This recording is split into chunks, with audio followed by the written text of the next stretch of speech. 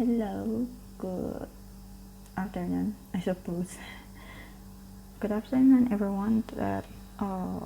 Today we will present to you our presentation about Renaissance and Middle Ages. I think we all are familiar with this term, but we're gonna explain to you about the philosophy in those ages. So firstly, in this group we have Ikhwan, Ivana, me or Tika, as you may call me, and Sylvi also Irene.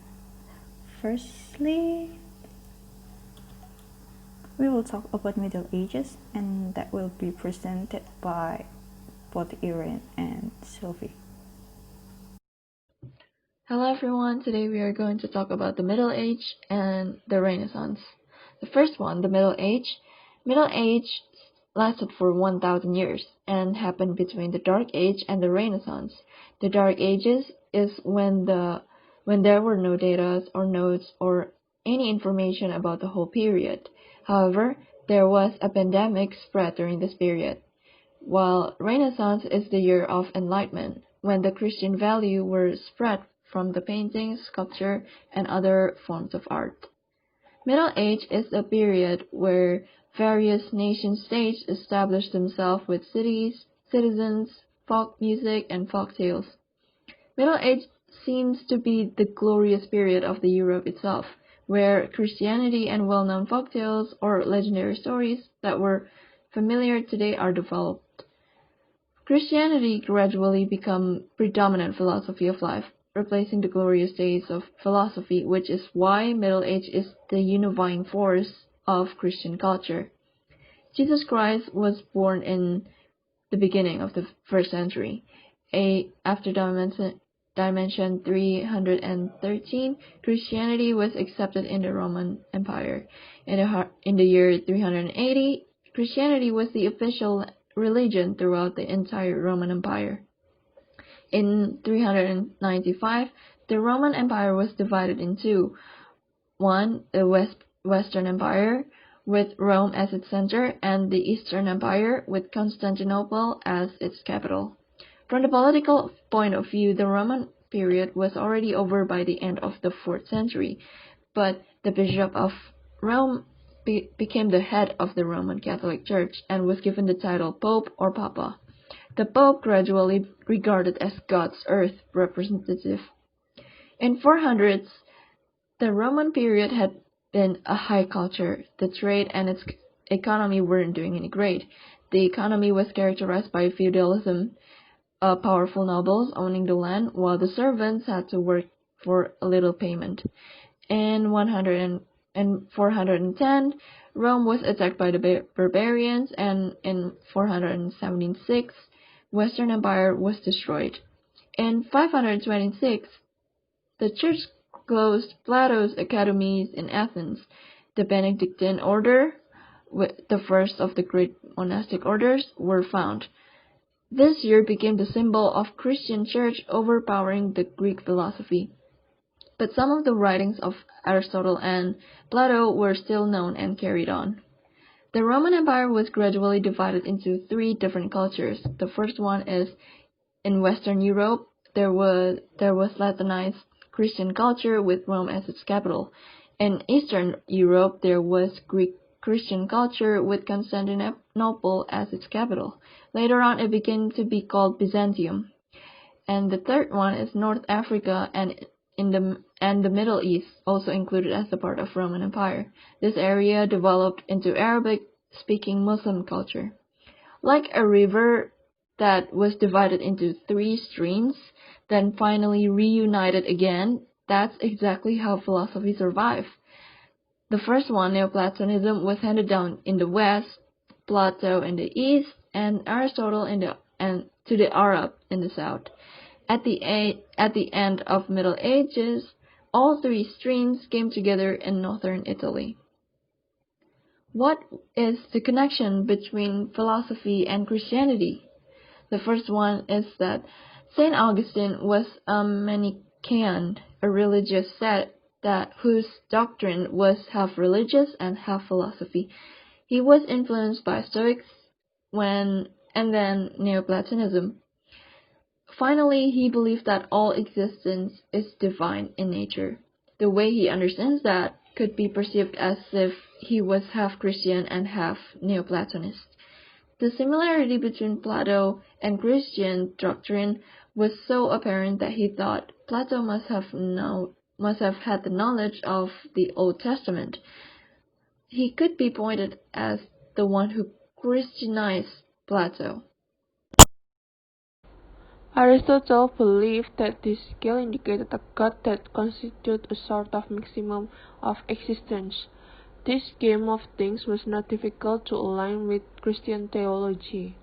According to Aquinas, there was a progressive degree of existence from plants and animals to man, from men to angels, and from angels to God. Man, like animals, has a body and sensory organs, but man also has an intelligence which enable him to reason things out. Angels have no such body with sensory organs, which is why they have spontaneous and immediate intelligence. They have no need to ponder, like humans. They have no need to reason out conclusion. They know everything that man can know without having to learn it step by step like us.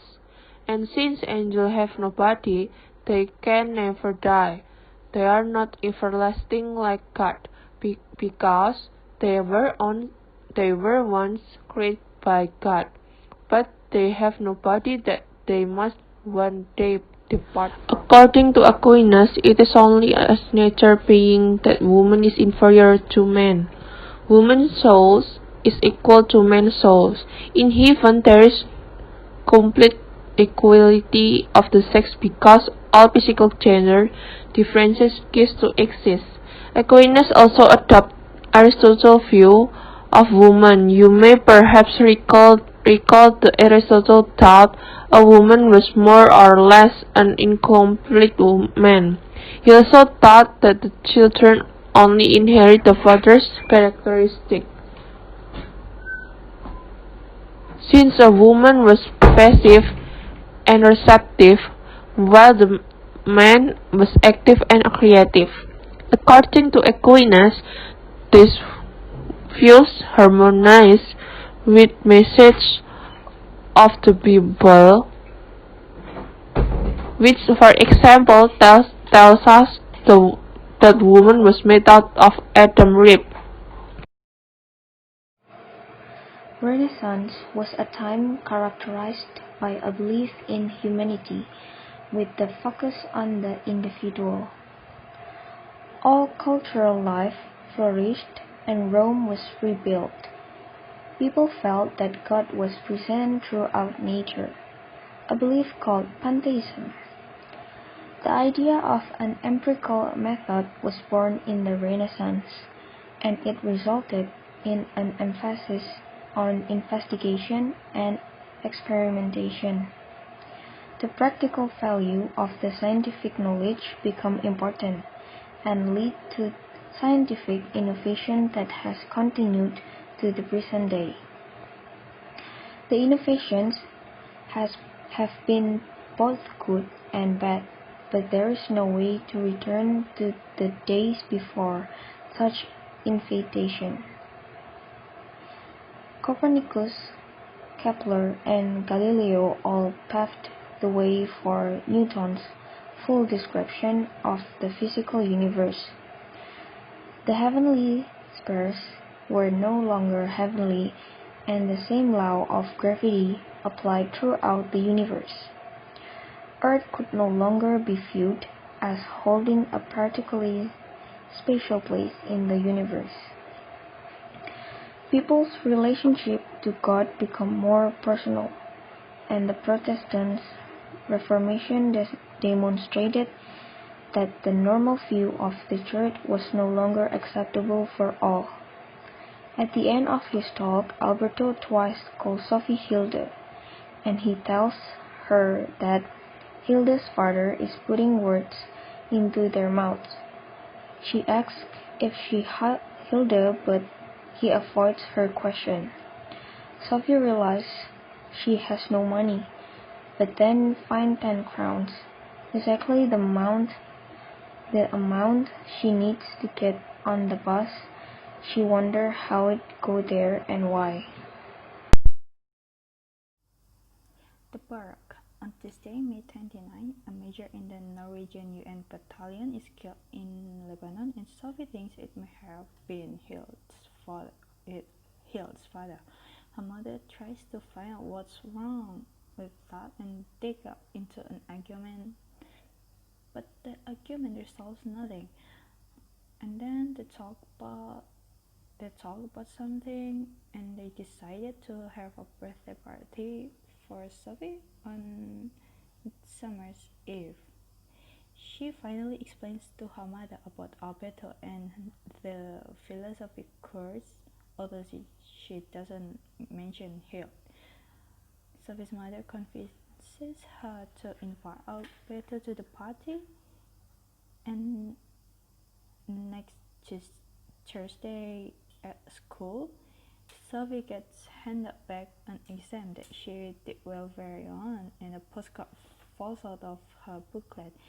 Hill's father tells his daughter that when she reads the card, they will have already spoken about the tragic death in Lebanon.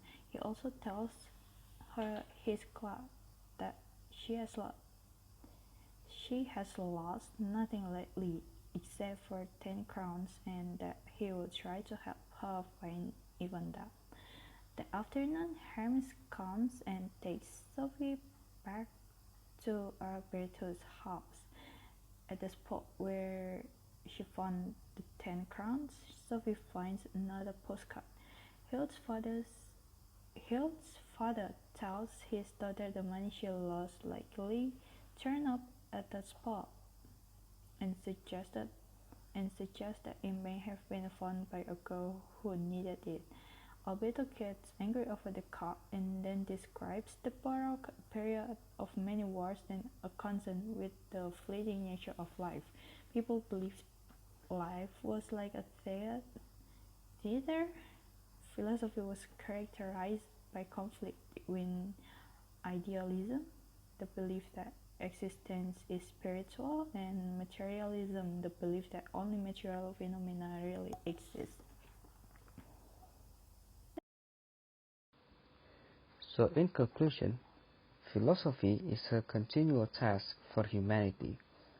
It is the asking of questions that may not be answerable in an attempt to better understand our existence, and the literal importance that it has for Sophie and Alberto can be taken as a metaphor for just how critical it is for everyone.